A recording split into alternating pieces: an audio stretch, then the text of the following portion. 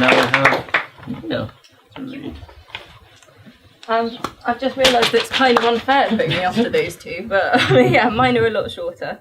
I've written a couple of poems about the Romantics, and I was thinking about the way that they died, and it's probably worth telling you if you don't know that Shelley drowned at sea, and I was drawing a parallel between that and his first wife, who also drowned.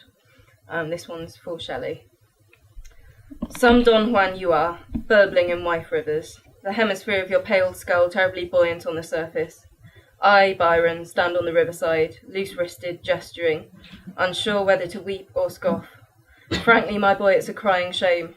I shall get out my notebook here and write, it's a crying shame. You're poor in body, idealism has finally robbed you of form entirely.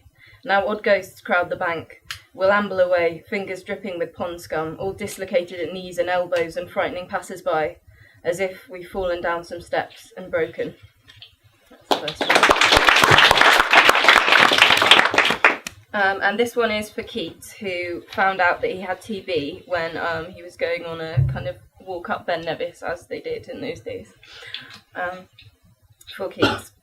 Poor boy, spitting blood on Ben Nevis. Dante in his pocket, weak, insatiable. Dante in his pocket and circles opening out below, weak, insatiable. Thought he'd want to take his hat off in the winds, but they scalp you. English boy scud against the clouds this week, alive, insatiable. Thought height would be weight, but it's so close to falling. Bloodlessly white, if only I was able. Earnest in the sun, earnesty in the sun seems thin. English boy has dominated nothing, and is wafer thin, insatiate.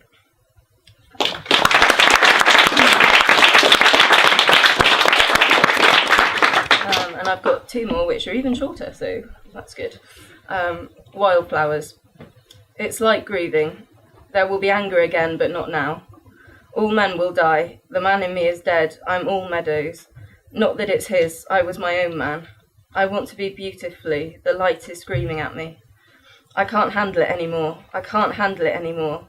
Et al. Ad nauseum to have said this, and have meant it.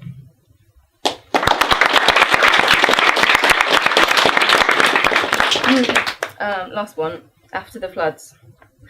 Pawn off your love. Unable to bear it all, running down the roads, under wheels, in direct debit instalments, in words of the one you love. Trying to tear out the lumps of arm, torso that must house it, and hating the air around the edges.